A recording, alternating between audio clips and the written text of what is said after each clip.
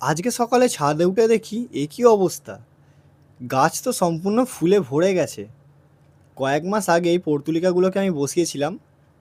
কোনো মাটি তৈরি করিনি, কিছু তৈরি করিনি। জাস্ট শীতের যে মাটিগুলো ছিল সেগুলোতেই বসিয়েছিলাম, কোনো সার মেশাইনি।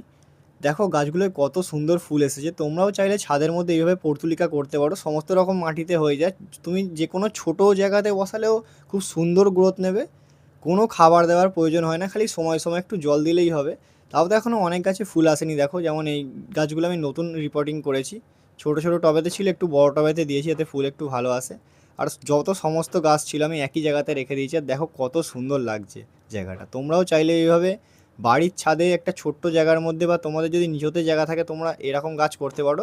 বিশ্বাস করো, পর্তুলিকা ছাড়া গরমের বাগান সত্যি বলতে অসম্পূর্ণ। তোমরা চাইলে একটা দুটো হলেও তোমরা পর্তুলিকা বসাতে পারো, কিংবা তোমরা নার্সারি থেকে অনেক রকমের কালারও এখানে পর্তুলিকা সংগ্রহ করতে পারো।